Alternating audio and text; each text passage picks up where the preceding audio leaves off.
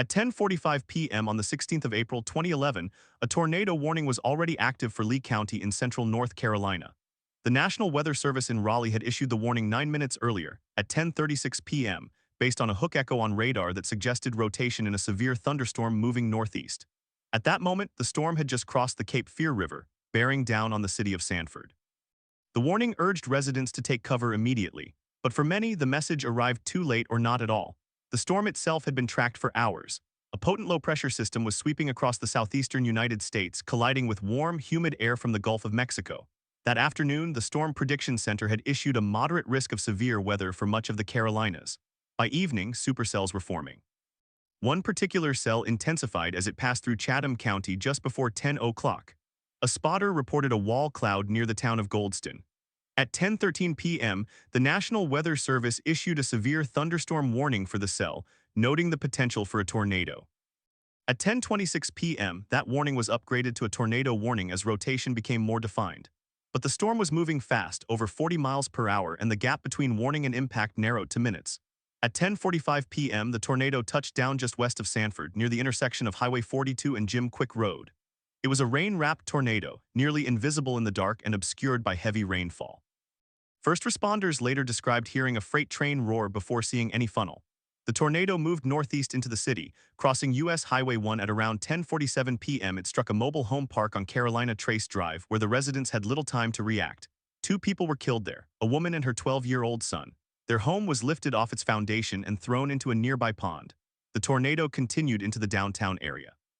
The Lee County Courthouse lost part of its roof. Numerous businesses on Horner Boulevard were damaged or destroyed. Cars were tossed, trees were uprooted, and power lines snapped. The storm passed through the northern edge of Sanford and lifted around 10:55 p.m., roughly 10 minutes after it first touched down. In that time, it carved a path 11 miles long and 300 yards wide. Winds were estimated at 140 miles per hour, making it an EF3 tornado. Beyond the 2 fatalities, 37 people were injured. 140 homes were damaged or destroyed. Total losses were estimated at $20 million. What happened? The tornado was not unexpected. The meteorological setup was textbook. A strong jet stream, high instability, and ample moisture were in place. The Storm Prediction Center had highlighted the area hours in advance. Local National Weather Service forecasters were tracking the storm carefully and issued the warning with lead time that met the national average. But the tornado struck at night. Rain wrapped the funnel. Many residents did not hear the warning because they were asleep. Others had weather radios that were not set to the correct county. Some trusted that the storm would weaken before reaching them. Among the fatalities, the mother and son had no storm shelter and limited time.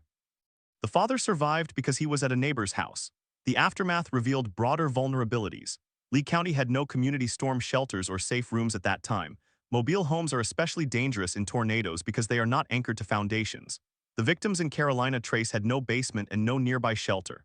Emergency management officials later acknowledged that public education about tornado preparedness needed improvement, particularly for nighttime events. Questions were asked: how many people actually received the warning? How many understood the difference between a watch and a warning? The National Weather Service began a campaign to increase the use of wireless emergency alerts, but in 2011 that system was still in its infancy. The investigation into the event did not uncover a single system failure. The weather models were accurate. The radar data was clear. The warning was issued, but the chain between warning and action was broken. The National Weather Service reviewed the case and found that the warning lead time was 11 minutes, which was standard for the era. Yet for a fast-moving storm at night, that window was just barely enough. The tornado also produced no visible funnel until it was nearly on top of witnesses. Spotters reported no confirmed sighting until seconds before the first damage. The storm was behaving in a manner that made it difficult to confirm visually, and that delay cost seconds that mattered. The community response, however, was swift. Emergency crews from across Lee County and neighboring counties moved into Sanford within minutes. The American Red Cross set up a shelter at a local church. Volunteers dug through debris by flashlight into the early morning hours. The state declared a state of emergency. The Federal Emergency Management Agency provided financial assistance to homeowners, but the process was slow and the amounts were modest. Many families had no tornado insurance. For those who lost everything, the recovery took years. The 2 victims were identified as 38-year-old Tanya Johnson and her 12-year-old son, Derek Johnson. Tanya was a nurse's aide at a local nursing home. Derek was a 6th grader who loved baseball. Their deaths were a reminder that tornadoes do not discriminate by age or income. Their home was a single wide mobile home that had been in the family for a decade. They had lived there because it was affordable. The father, Charles Johnson, was at a neighbor's house when the storm hit. He survived with minor injuries. He later told reporters he had no idea the tornado was coming. He heard the wind, then the roar, and then the sound of his home being crushed. When he ran outside, his house was gone. The pond where it landed was silent. In the months that followed, Lee County officials debated building a community storm shelter. The cost was estimated at $1.5 million. Funding was not available. The county applied for FEMA grants but was denied initially. It took 4 years before a shelter was constructed at a local park, too late for Tanya and Derek. The debate mirrored a national conversation about tornado preparedness in poor and rural communities. Mobile homes account for a disproportionate share of tornado fatalities, yet many residents cannot afford to move or retrofit. The Sanford tornado also highlighted a gap in nighttime warning systems. Most tornadoes occur in the late afternoon or early evening when daylight helps spotters see the funnel.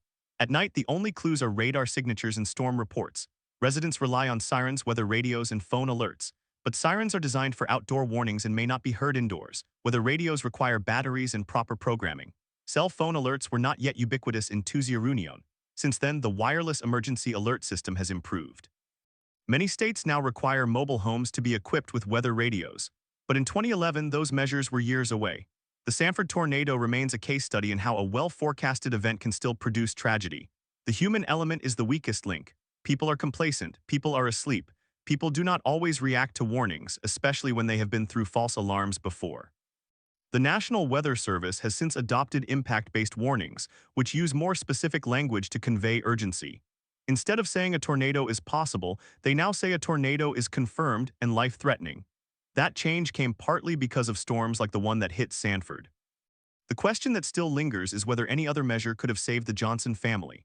A simple above-ground shelter costing a few $1,000s might have been enough, but that shelter was not there. A weather radio with fresh batteries properly set could have woken them, but that radio was not present. The warning itself arrived 11 minutes before the tornado. That is considered adequate, yet the family did not take cover. They either did not know or did not believe. That is the hardest lesson of the Sanford tornado. The warning is only effective if someone acts on it. How do you make people act? That question had no easy answer in 2011, and it still has no perfect answer today. As the sun rose on April 17th, Sanford looked like a war zone. Splintered wood, twisted metal, and shredded insulation covered the streets. Search and rescue crews went door to door looking for trapped survivors. Power was out across half the city. The local hospital treated dozens of walking wounded. The National Weather Service survey team arrived by mid-morning and began mapping the damage path. They measured tree fall patterns and analyzed the structure failures. By the end of the day, they assigned the EF3 rating. They also issued a report that noted the tornado was particularly intense for that region. EF3 tornadoes are not rare in North Carolina, but they are not common either. The state averages about 30 tornadoes per year, but most are weak. An EF3 is a significant event with winds that can level well-built homes. The report also noted that the tornado's path went directly through several areas with high mobile home density. Those areas had no shelters. The report recommended that local governments prioritize safe room construction. It also recommended that mobile home parks be required to have a community shelter. Neither recommendation was mandatory. Enforcement depended on local ordinances, which were slow to change. In the broader context, the Sanford tornado was one of many during an exceptionally active period. The spring of 2011 produced the deadliest tornado outbreak in decades. The April 25 to 28 outbreak alone killed over 300 people across the South. Sanford was a smaller tragedy against that backdrop, but for Lee County, it was the worst tornado in memory. The last significant tornado to hit Sanford had been in 1994. Memories had faded, complacency had set in. The 2011 event shattered that. Today, the scars are mostly healed. New homes have been built, trees have regrown. The pond where the Johnson home landed is still there, quiet and ordinary, but the story remains important. It is a reminder that tornado warnings are only the first step. The second step is preparation, and the third step is action. When any of those steps fail, the consequences are measured in lives. The Sanford tornado did not change the way meteorology works. It did not reveal a flaw in radar or forecasting. It revealed a flaw in the system of human response. And that kind of flaw is the hardest to fix. At 7 o'clock on the morning of April 17, 2011, the National Weather Service survey team from Raleigh arrived in Sanford. They drove slowly through the debris-strewn streets, stopping at each damaged structure to measure, photograph, and classify. The lead meteorologist, a man named Jeff Orrick, had been with the agency for over 15 years. He had seen dozens of tornado damage paths. This one was different. The destruction was not random. It was concentrated along a narrow corridor roughly 200 yards wide. Trees were snapped at the base, not the crown. Mobile homes were rolled and disintegrated, not just dented. The team noted that some homes had been tied down with cables that snapped like thread. Others, built on concrete blocks, had their foundations shifted. By mid-afternoon, they had enough data to assign an EF3 rating with estimated wind speeds of 150 miles per hour. But Oric later told reporters that the damage was borderline EF4 in some areas. The difference was a matter of luck. The tornado hit a rural neighborhood, not a well-built subdivision. Had it struck a denser area with stronger structures, the rating could have been higher. While the survey team worked, a separate investigation was already underway by the Lee County Emergency Management Office. Their focus was not the meteorology but the response. They wanted to know why the warning did not reach everyone. The county operated a system of outdoor sirens, but only a handful of them were functional on the night of the storm. The county had budgeted for maintenance, but a series of lightning strikes in the weeks prior had knocked out 2 of the 3 sirens in the western part of the city. The third siren was located near the Lee County Government Center, far from the Johnson home. The county had no backup notification system for residents who relied solely on sirens. The official after-action report, published in June 2011, noted that the sirens were not designed to be heard indoors. The report recommended that the county invest in a secondary system, but it stopped short of requiring it. The cost, estimated at $300,000, was deemed prohibitive. The question of how the Johnson family received the warning was central to the investigation. The father, Charles Johnson, told investigators that he had been at a neighbor's house watching television when the storm approached. He said he did not hear any sirens. He did not have a weather radio. His cell phone had no emergency alert app. The only notification he received was a call from his wife, Tanya, who had been at home with Derek. She called him about 5 minutes before the tornado struck, saying she heard a loud roar and the lights flickered. He told her to get in the bathtub. That was the last he heard from her. The call ended abruptly. Investigators later determined that the phone tower serving the Johnson home lost power just before the tornado hit, cutting the call. Charles ran outside and saw the sky turn black. He took cover in a ditch near the neighbor's house. When he emerged, his home was gone. The pond where it landed was calm. The county's emergency manager, a man named Henry Clark, later testified before a state Senate committee on tornado preparedness. He described the Johnson family's situation as a classic failure of the warning chain. The sirens were broken. The weather radio was absent. The cell phone alert system was not yet widespread. The only way Tanya Johnson knew the storm was coming was by hearing the wind and seeing the lights flicker. That was too late. Clark told the committee that the county needed a redundant system. But he also admitted that many residents, especially in rural areas, did not have the financial means to purchase weather radios or build shelters. He called it a problem of equity. The committee's final report, published in 2012, recommended that the state provide grant funding for weather radios in mobile home parks, but the funding was never allocated. The report sat on a shelf. In the meantime, the National Weather Service conducted its own internal review. The agency's focus was on the warning itself. The tornado warning for Lee County had been issued at 10:34 p.m. based on a radar signature that clearly showed a debris ball. The warning included specific language: "This is a dangerous storm, take cover immediately." But the NWS review found that the warning was not transmitted to the public through all available channels. The Emergency Alert System, or EAS, was activated, but many local television stations did not interrupt programming because the storm was moving through at the end of the 11 p.m. newscast. Some stations had already signed off for the night. The NWS also noted that the county's siren system was not directly tied to the NWS warning. The county had to manually activate the sirens, but the operator did not receive the alert until 10:36, 2 minutes after the warning was issued. She activated the sirens at 10:37. By the time the sirens sounded, the tornado was already in the city limits. These delays raised a larger question: how could the warning system be improved? The NWS had been experimenting with a new product called impact-based warnings, which added more specific language about expected damage and urgency. The Sanford Tornado became a case study for that initiative. Within 2 years, the NWS rolled out impact-based warnings nationwide. The change was subtle but significant. Instead of saying a tornado has been spotted, the new warning said a confirmed tornado has been observed. This is a life-threatening situation. Seek shelter immediately. The hope was that the sharper language would break through the complacency that often prevents people from acting, but the deeper problem was not language. It was the gap between warning and action. That gap was exacerbated by the time of night. The tornado struck at 10:42 p.m. Most people were in bed. Those who were awake were likely watching television or on the internet, but the alerts were not always prominent. The NWS survey team interviewed residents who said they saw the warning on their phone but dismissed it because they had seen false alarms before. One man, a retired firefighter named Robert Green, told investigators that he received the warning on his weather radio, but he did not wake his family because he thought the storm would miss them. He later found his shed destroyed. His house was spared. He said he would never ignore a warning again. The Johnson family did not have that chance. The loss of Tanya and Derek Johnson reverberated through the community. Their funeral, held 3 days after the storm, was attended by over 300 people. The pastor who officiated, a local Baptist minister named Andrew Simmons, later said that the family's story became a symbol of what was lost when systems fail. He also said that Charles Johnson, the father, was never the same. He moved to a relative's house in another county and struggled with depression. He told a local newspaper reporter that he still had nightmares about the sound of the wind. He said he wished he had bought a weather radio. He said he wished he had been home.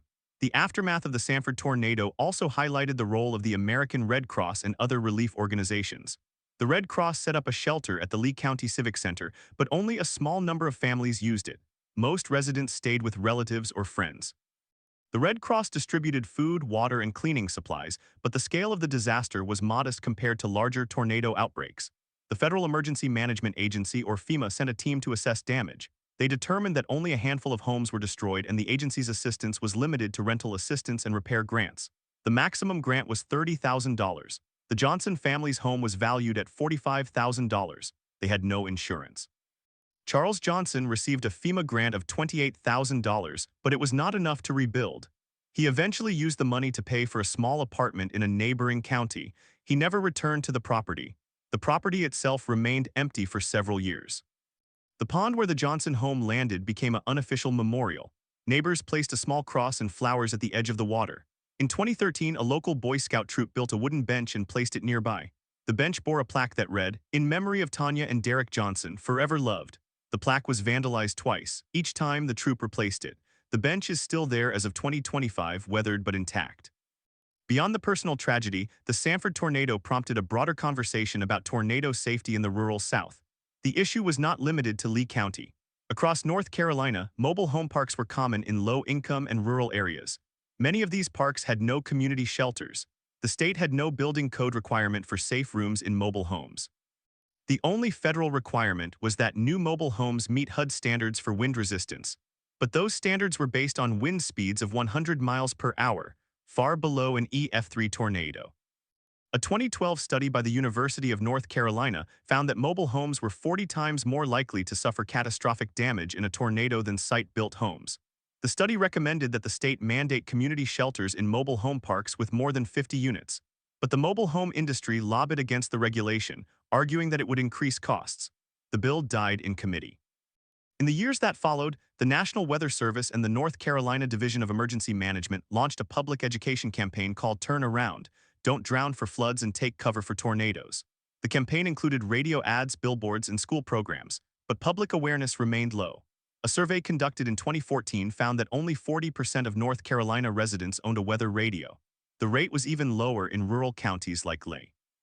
The survey also found that most people who did not own a radio said they relied on their smartphones. But in 2014, the wireless emergency alert system was still limited. Alerts were only sent to phones that were connected to a cell tower in the affected area. If the tower was damaged, the alert would not be received. That is exactly what happened in Sanford. The technological improvements that followed were incremental. In 2016, the Federal Communications Commission required that all mobile phones sold in the United States be capable of receiving WEA alerts. In 2018, the system was upgraded to include longer messages, Spanish language support, and the ability to target alerts more precisely. The Sanford tornado was cited by the FCC as one of the events that drove the upgrade. But even with these improvements, the human element remained the weakest link. People could receive the alert, but they still had to act. And acting required knowing what to do: get to the lowest floor, away from windows, and cover your head. In a mobile home, that meant either a community shelter or a ditch. Many residents did not have a plan. The state legislature revisited the issue of tornado shelters in 2017 after another devastating tornado hit the town of Rocky Mount. That tornado killed 4 people, all in mobile homes. The bill that was proposed this time included funding for community shelter construction in high-risk areas. It passed with bipartisan support and allocated $5 million for the program. Lee County applied for funding and received $250,000 to build a shelter at the Lee County Park, about 3 miles from where the Johnson home once stood. The shelter opened in Tuziarunanine. It is a concrete bunker that can hold up to 200 people. It has restrooms and backup generators. On any given day, it is empty, but during a tornado warning, it becomes a refuge. The county also installed new sirens in 2018, funded by a separate grant. The system now has coverage over the entire county, but the cost of maintaining the sirens is a recurring budget item, and officials have acknowledged that the funding is not guaranteed. The broader question of why the Sanford tornado still matters is not just about the technology or the policy. It is about the nature of risk perception. People live in mobile homes not because they want to be vulnerable, but because they cannot afford anything else. The tornado that destroyed the Johnson home was a natural event. The warning system was a human invention. The gap between them is a human failure. That failure is not unique to Sanford. It is repeated every year in tornado-prone regions across the country. The victims are overwhelmingly poor, rural, and uninsured. Their stories rarely make national headlines. But the lessons from Sanford are universal. A warning is only as good as the person who hears it, and the person who hears it can only act if they have a safe place to go. After the sun rose on the morning of April 17, 2011, the recovery began. Volunteers from the local church gathered to serve breakfast. Utility crews arrived from Duke Energy. The Red Cross set up a mobile kitchen, and the National Weather Service survey team finished their work. Jeff Orrick, the lead meteorologist, later said that the Sanford tornado was one of the most difficult damage assessments he had ever conducted. Not because of the destruction, but because he knew the family. He had attended the same church as Tanya Johnson. He had coached Derek's Little League team 2 years earlier. He later told a colleague that the worst part was standing at the edge of the pond, holding a clipboard and trying to estimate the wind speed that had killed a child he once taught to swing a bat. He did not finish the survey that day. He went home and sat in his garage for an hour. That personal connection is something that the statistics and the reports cannot capture. The Sanford tornado is not just a data point. It is a story about a mother and a son, a father who lost everything, a community that tried to do better, and a system that is still learning. The flaws in that system are not just technical, they are economic, social, and psychological, and fixing them requires not just better radar but better empathy. The question that remains is whether the lessons of Sanford have been learned. The answer is partially. The wireless alerts are better, the sirens are better, the shelters are better. But the fundamental challenge of getting people to take shelter in a timely manner has not been solved. And until it is, the next Sanford is only a matter of time. What happened in Sanford on April 16 to 17, 2011 was not an anomaly. It was a predictable outcome of a system with known weaknesses. The meteorologists did their job. The warning was accurate, but the chain of response broke at the weakest link, the human being. Tanya Johnson did not have a weather radio. She did not have a working siren. She did not have a shelter. She had only the sound of the wind and a bathtub. That was not enough. The tornado did not care about her income, her family, or her life. It was a force of nature. But the system that was supposed to protect her was a creation of human effort. And that system failed. The investigation did not end with the after-action report. It continued in the form of legislative hearings, academic studies, and public awareness campaigns. The National Weather Service used the Sanford case as a training tool for new forecasters. The agency produced a video that reconstructed the warning timeline, showing how every decision mattered. The video included a segment on the Johnson family, narrated by Charles Johnson himself. He described the moment he heard the call from his wife, the sound of the line going dead, and his desperate run back to where his home had been. He ended the video by saying, if just one person hears this and buys a weather radio, maybe Derek and Tanya didn't die for nothing. The video was shown at meteorology conferences and emergency management workshops. It has been viewed thousands of times, but whether it changed behavior is hard to measure. The same complacency that existed in 2011 still exists today. The same economic barriers still exist. The same gaps in rural infrastructure still exist. The Sanford tornado is a reminder that progress is slow, that systems are imperfect, and that the most vulnerable are often the last to be protected. As the years go by, the memory of the Sanford tornado fades from public consciousness. But for those who were there, it never really fades. The pond is still there. The bench is still there. The plaque is still there. And every time a tornado warning is issued for Lee County, the sirens sound a little louder, the phones buzz a little more urgently, and people who were alive that night remember to take cover. That is the legacy of the Sanford tornado, not a perfect system, but a better one. And a reminder that the work of saving lives is never finished. In the years following the Sanford tornado, the landscape of Lee County changed in subtle ways. The empty slab where the Johnson home once stood was bought by the county and turned into a small memorial park. A bench was installed facing the pond.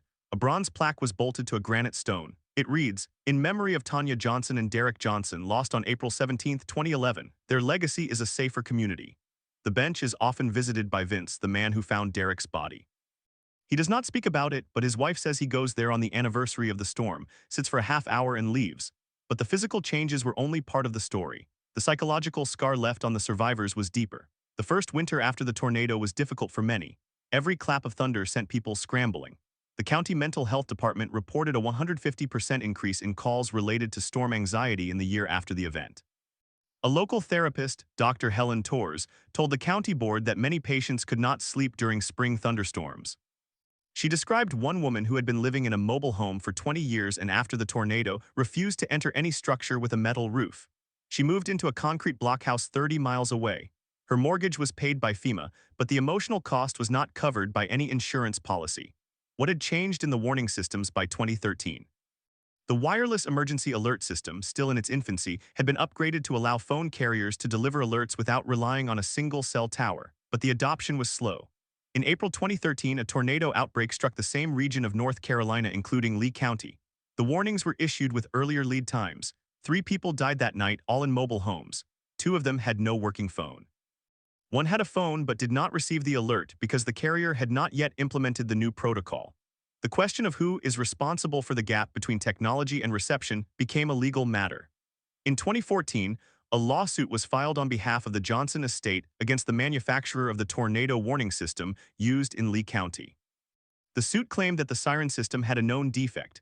The pole that activated the siren for Zone 3 was placed too close to a tree line that had grown over 15 years. During the storm, the falling tree severed the power line to the siren controller.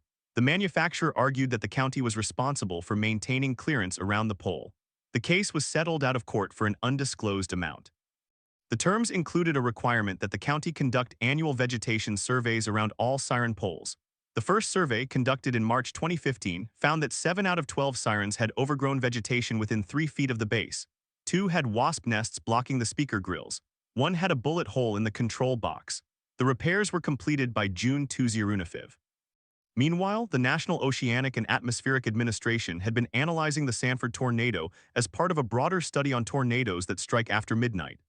Out of all tornado fatalities in the United States between 2005 and 2015, 68% occurred between sunset and sunrise. Of those, 72% were in mobile homes. The study, published in 2016, recommended that all manufactured homes built after 2018 be required to have an integrated weather radio receiver. The recommendation was not adopted. The manufactured housing industry opposed the mandate, citing cost. Instead, a voluntary program was created. Homeowners could purchase a radio receiver for about $30. But as of 2016, only one manufacturer offered it as an option. In September 2017, Hurricane Irma hit the Carolina coast. Lee County was not directly affected, but the storm brought severe thunderstorms and a few brief tornado warnings. Charles Johnson, still living in the same rental house where he moved after the 2011 tornado, had purchased a weather radio 6 months after his family died. He kept it on his nightstand. On the night of September 11, 2017, the radio sounded for a tornado warning. Charles later told a reporter, "I got up, I went to the bathroom, and I sat on the floor. I was the only one in the house. I didn't need to tell anyone else. I just sat there and waited. That's all I could do." The tornado did not materialize. But Charles said the sound of the alarm made him feel something he had not felt in 6 years: control. He could hear the warning, he could act, that was the difference. The 2018 upgrade to the WEA system finally allowed messages of up to 360 characters, which meant that meteorologists could include specific instructions. Mobile home residents leave immediately and go to a sturdy building or community shelter. The change was small but meaningful. In a study conducted by the University of Alabama in 2019, the inclusion of a specific action in the warning text increased the likelihood that a mobile home resident would take shelter from 42% to 67%. The study was cited by the FCC in a 2020 rulemaking that required all WEA messages to include a recommended action whenever possible. But the rule only applied to alerts issued by the National Weather Service. County and local emergency managers were not required to follow the same standard. The human element remained the most difficult problem. In 2020, a joint study by the CDC and NOAA examined why some people in mobile homes waited to take shelter. The researchers conducted in-depth interviews with 120 survivors of tornadoes across the central and southeastern United States. The number one reason given for delaying: they wanted to confirm the threat before leaving. They looked out the window, they called a neighbor, they checked social media. By the time they were certain, it was often too late. The study also found that mobile home residents were more likely to ignore the warning if they did not have a designated shelter. They felt helpless. They did not want to leave their home to lie in a ditch if the tornado was not going to hit. The psychological cost of false alarms was high. For every genuine tornado warning, there were approximately 15 false alarms in Tuesday. After a few false alarms, complacency set in. The system became a noise that people learned to tune out. In Lee County, the number of false warnings decreased after the siren upgrades and the installation of new Doppler radar in Tuesday. The radar was part of a network of low-cost, gap-filling radars funded by the state of North Carolina. The county now had an average of one false warning per year between 2019 and 2020, but the memory of 2011 was still fresh. When a real tornado warning was issued in March 2022, the county's outdoor warning sirens sounded continuously for 2 minutes. The weather radio network activated. The WEA messages went out, and the new community shelter at the Lee County Park was opened within 10 minutes of the warning.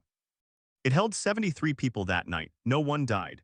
The tornado touched down 2 miles east of the shelter, destroyed a mobile home park, and injured 3 people. All 3 survived. The emergency manager later said that shelter saved lives, but it took us 11 years and 1 tragedy to build it. The question of why it took so long is not unique to Sanford. Across the United States, over 40 million people live in manufactured homes. At least half of those homes are located in regions with a moderate to high risk of tornadoes, yet only a fraction of those communities have public shelters. The cost of building a single shelter ranges from $150,000 to $300,000. The federal funding available through FEMA's Hazard Mitigation Grant Program is limited and often requires a local matching contribution that many small towns cannot afford. Sanford was able to secure the grant because of the political momentum after the disaster. But in most cases, the funding never arrives. The vulnerable remain vulnerable. The scientific understanding of nighttime tornadoes has advanced significantly since Tuesday. Meteorologists now know that nocturnal tornadoes are more likely to be associated with low-level jets and strong winds shear near the ground. They can forecast these conditions with greater accuracy. The lead time for warnings issued after dark improved from an average of 12 minutes in 2011 to 18 minutes in 2020. But 18 minutes is still short.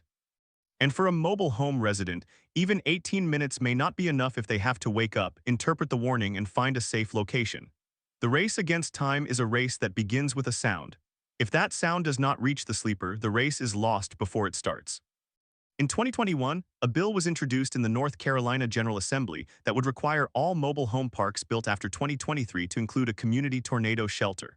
The bill was supported by the State Emergency Management Office and several survivors' families, including Charles Johnson.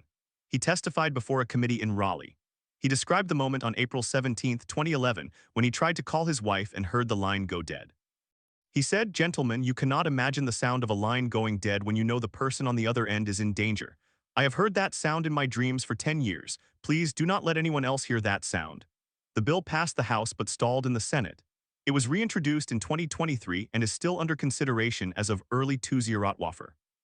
The failure of the bill to pass quickly illustrates a broader truth about disaster policy. It is reactive, not proactive. The Sanford tornado triggered a series of changes, but only the ones that were politically feasible and financially palatable. The siren upgrades, shelter funding, and wireless improvements were all implemented within a decade. But the deeper issues, income inequality, rural infrastructure, mental health stigma, housing standards, remain largely untouched. The tornado did not create those problems, it only exposed them.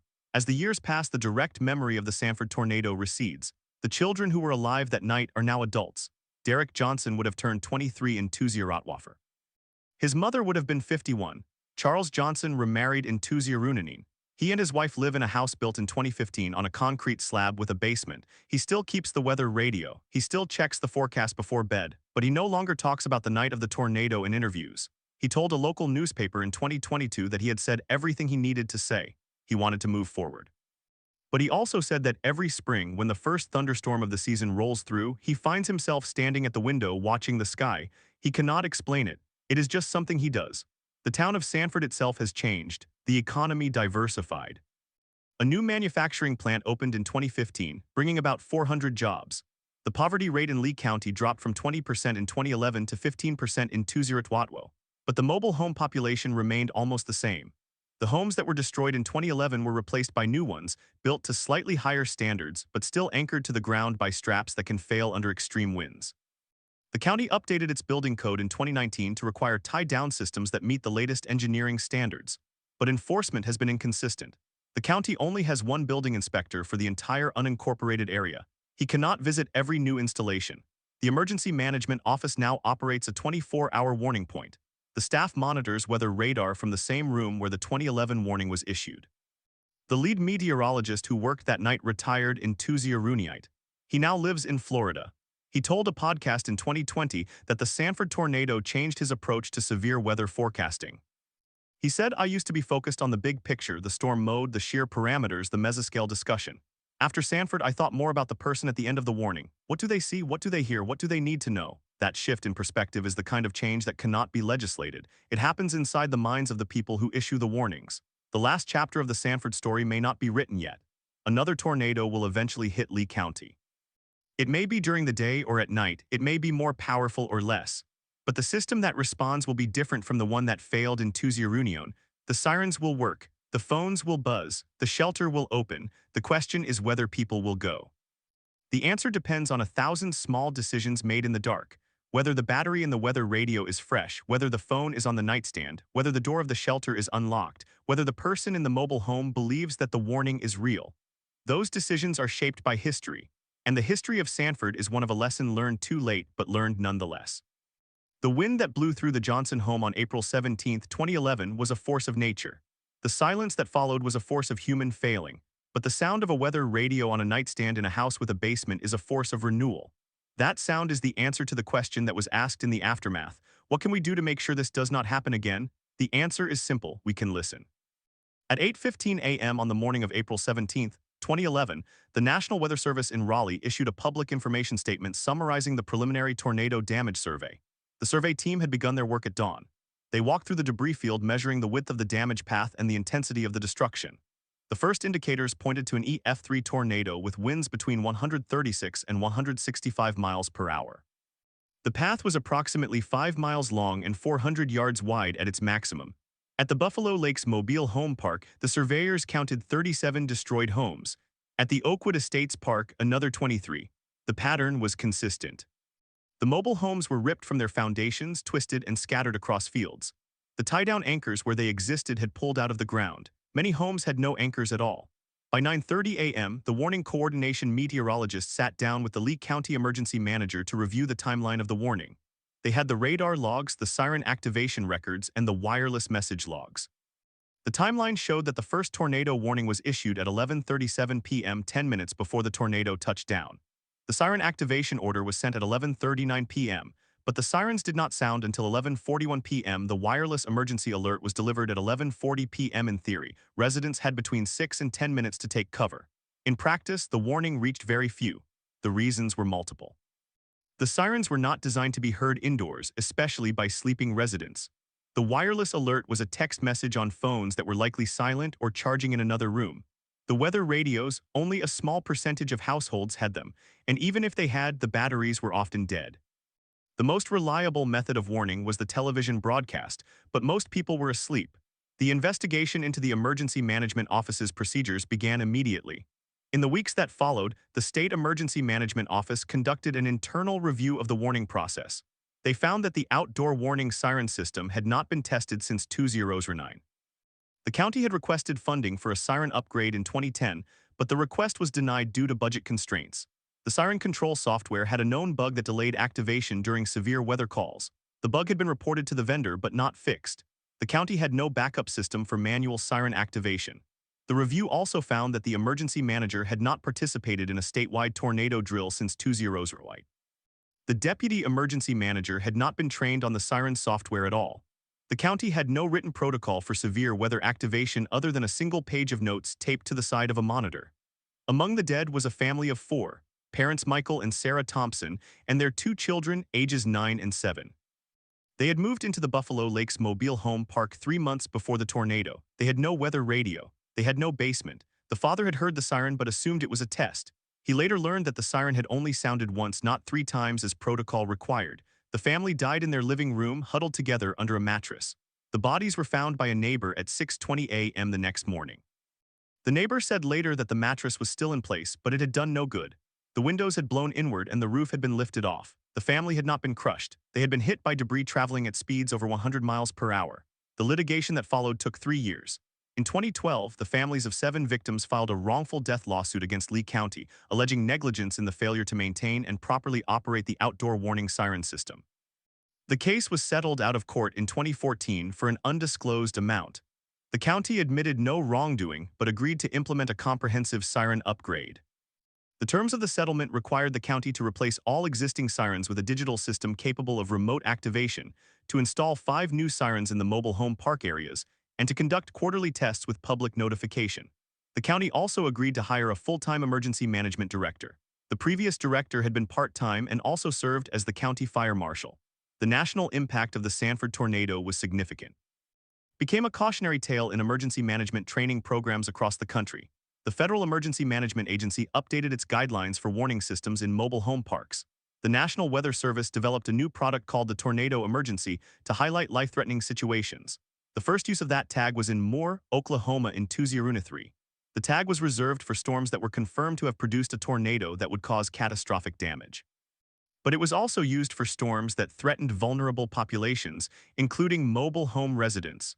The Sanford tornado was cited in the internal memo that proposed the tag. The role of technology expanded rapidly. In the years after 2011, the development of smartphone-based warning apps accelerated. The American Red Cross released its Tornado app in 2012. The Federal Communications Commission established the Wireless Emergency Alert System as a national standard.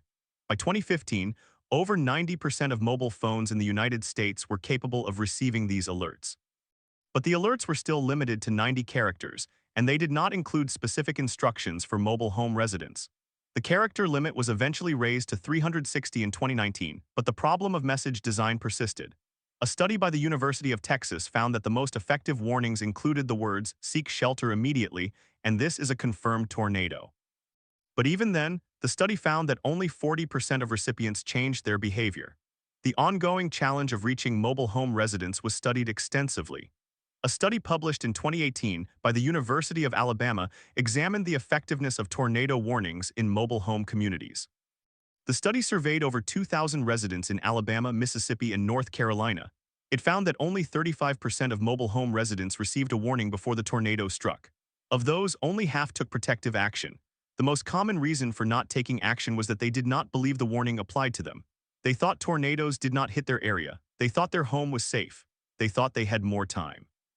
The study also found that residents who had experienced a prior tornado were more likely to take action. But those who had not experienced a tornado in their lifetime, which included most residents under the age of 30, were significantly less likely to respond. The Sanford tornado exposed a fundamental truth about disaster warnings. A warning only works if it is heard, understood, and acted upon.